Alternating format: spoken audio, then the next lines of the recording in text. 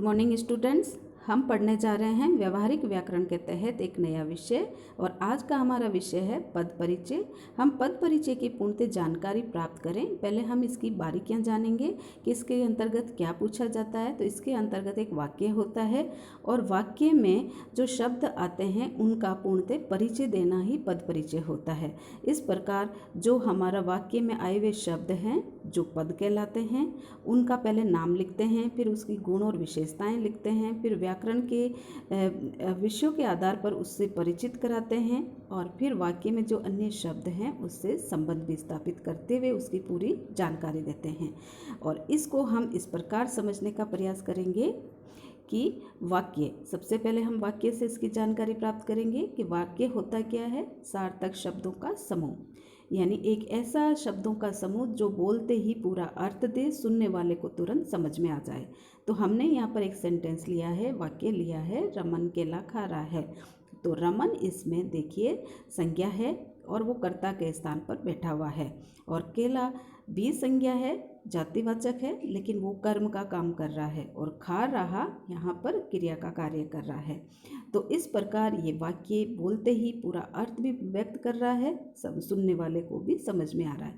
अब इसी वाक्य के अनुसार हम हमारे विषय को आगे बढ़ाते हुए सबसे पहले जानेंगे इसकी विशेषता या परिभाषा। पद परिचय की परिभाषा इस प्रकार है कि वाक्य में आए हुए शब्द पद कहलाते हैं, यानी सार्थक शब्दों का जो समूह है वो वाक्य है और उसमें जितने भी शब्द आते हैं वो पद कहलाते हैं। और जब हम व्याकरण के विषयों के आधार पर उसका परिचय देते हैं तो वो पद परिचय कहलाता है।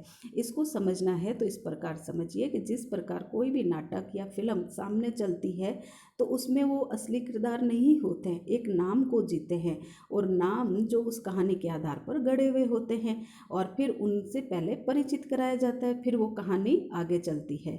इसी प्रकार पद परिचय के अंतर्गत व्याकरण के जितने भी विषय आपने पढ़ लिए हैं उनका पूर्णतः ज्ञान इसके अंतर्गत कराया जाता है बारीकी से, ताकि आपका यह रिवीजन हो जाए और पूरे विषय आपके दिमाग में आ जाए कि आपने इन विषयों को कितने अच्छे से पढ़ा है।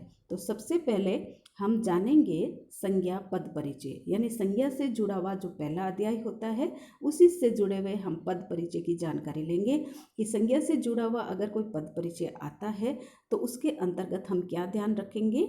सबसे पहले रखेंगे कि संज्ञा जो दिया गया वो शब्द है वो संज्ञा से जुड़ा हुआ होना चाहिए। फिर हम ये लिखेंगे उसके अंतर्गत कि अगर किसी का नाम है, चाहे वो जाति, चाहे वो व्यक्ति हो, वस्तु हो या स्थान हो, अगर पर्टिकुलर किसी का नाम आ रहा है तो उसे हम व्यक्तिवाचक संज्ञा के अंतर्गत रखेंगे, या एक समूह को दर्शा रहा है तो वहाँ हम जातिवाचक लिखेंगे, या मन में उठने वाले भाव जिन्हें सिर्फ हम महसूस कर सकते हैं, व्यक्त नहीं कर सकते हैं, तो संज्ञा का तीसरा भेद होता है भाववाचक संज्ञा, उसके अंतर्गत इनको लिख कर परिचय दिया जाता है।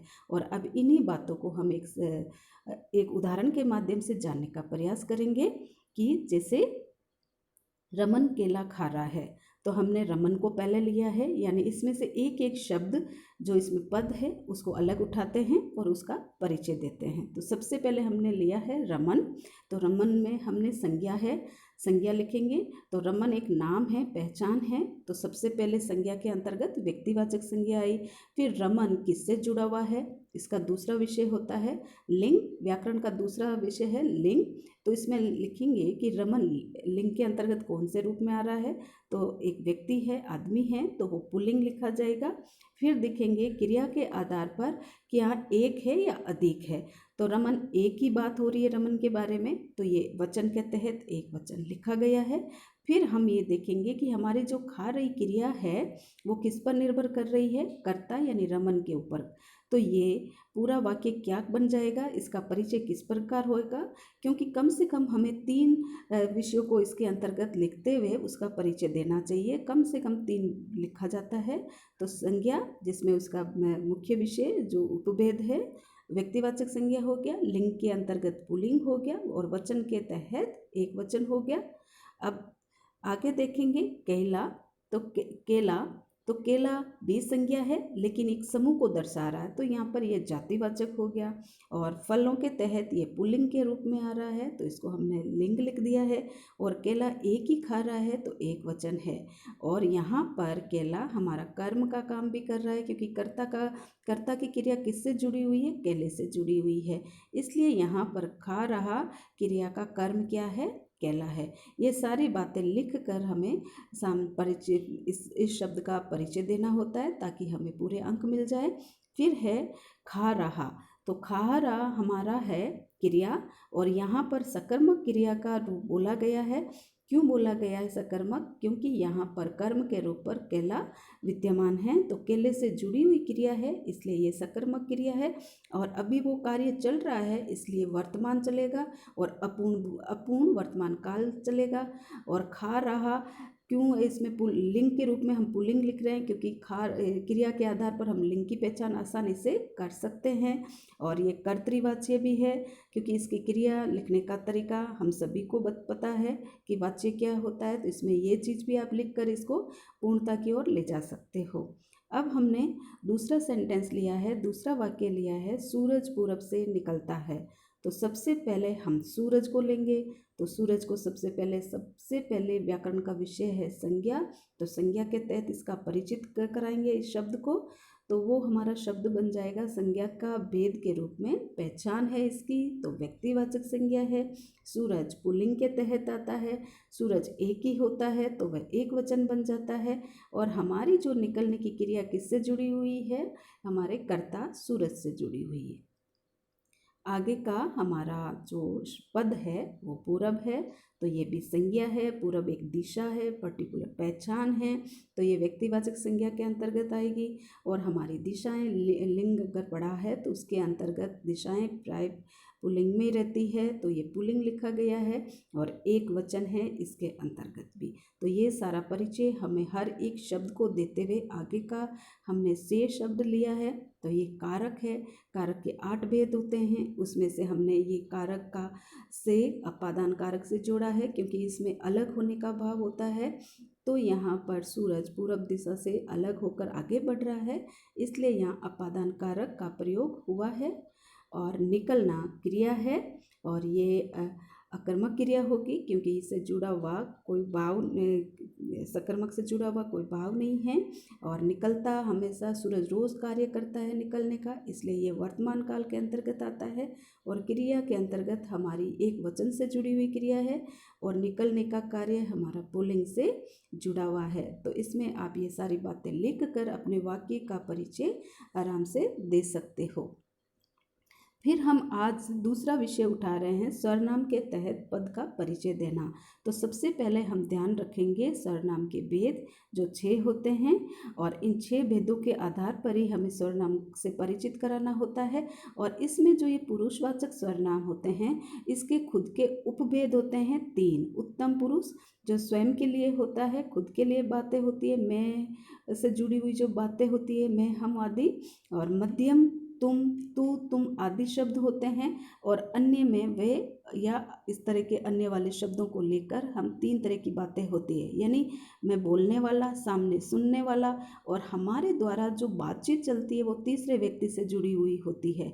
तो ये तीनों रूप हमारे पुरुषवाचक सर्वनाम के तहत बोले जाते हैं। और सर्वनाम शब्द सामान्यतः हमारे संज्ञा के स्थान पर ही काम में लिए जाते हैं, इसलिए इससे जुड़े हुए कुछ उदाहरण हम देखेंगे। तुमने उसे बुलाया, तो तुमने सर्वनाम होगा, पुरुषवाचक सर्वनाम है, और ये अभी अभी आपको बताया गया है मध्यम पुरुष के अंतर्गत आया। फिर इसमें एक ही व्यक्ति की बात हो रही है, तो एक वचन आ जाएगा। और लिंग हम इसमें नहीं बता सकते कि इसमें स्त्री और पुरुष दोनों हो सकते हैं। फिर इसमें उसे शब्द लिखा गया है, तो ये उससे शब्द भी हमारा क्या है, सर्वनाम होगा, पुरुषवाचक होगा, लेकिन ये अन्य की ओर इशारा कर रहा है। और इसमें भी एक वचन की ओर ही इशारा किया गया है, या एक वचन की बात इसमें चल रही है। और बुलाना ये हमारे कर्ता के द्वारा की जाने वाली सामान्य क्रिया है, और ये अकर्मक क्रिया के तहत आ रही है इसमें। और दूसरा उदाहरण देखिए, मैं स्वयं चला जाऊंगा, मैं स्वयं चला जाऊंगा, तो इसमें मैं सर्वनाम होगा, पुरुषवाचक सर्वनाम होगा, और उत्तम होगा, यानी कर्ता स्वयं अपने बारे में यहाँ बातें कर रहा है, इसलिए ये उत्तम पुरुष के अंतर्गत आ रहा है और पुरुषवाचक सर्वनाम का रूप है। फिर देखिए इसमें भी वचन को देखेंगे तो क्रिया के आधार पर हमें पता चल जाता है कि इसमें एक या बहुवचन है। तो यहाँ मैं एक वचन से जुड़ा हुआ है और क्रिया ही हमें स्पष्ट करती है कि ये लिंग के अंतर्गत कौन सा रूप लेके चल रहा है। तो देखिए जाऊंगा तो सामान्यतः पुरुषवाचक की ओर इशारा, पुल्लिंग की ओर इशारा करता है, और जाऊंगी होता है तो स्त्रीलिंग होता है। लेकिन यहाँ जाऊंगा शब्द है तो लिंग के तहत आप इसमें पुल्लिंग शब्द का इस्तेमाल करोगे। और फिर आगे देखिए स्वयं शब्द, स्वयं भी स्वरनाम है लेकिन ये निजवाचक के अंतर्गत आता है। जो आप इसका 6 नंबर का जो उपभेद है निजवाचक स्वरनाम उसके अंतर्गत आता है। और इस निजवाचक स्वरनाम के जो पहचान है वो स्वयं, अपने आप या खुद, इस तरह के शब्दों का प्रयोग करते हुए निजवाचक सर्वनाम का इस्तेमाल किया जाता है, प्रयोग किया जाता है। और फिर में ये हमारा एक वचन है और वह कर्ता के द्वारा इस्तेमाल किया जा रहा है। फिर देखिए इसमें लिखा है चला जाऊंगा, तो ये क्रिया का रूप है, अकर्मक क्रिया है, क्योंकि इसमें ये क्रिया किसी कर्म से जुड़ी हुई नहीं है। तो वहाँ जो कर्म किसी से जुड़ा हुआ नहीं होता है तो ये अकर्मक क्रिया कहलाती है। और ये सामान्यतः पद परिचय के बारे में थोड़ी बहुत जानकारी थी जो आज 2 विषय लेकर हमने स्पष्ट करने का प्रयास किया है। बाकी के आपको आगे की क्लास में समझाया जाएगा, इनको आपको ध्यान से समझना है और देखना है।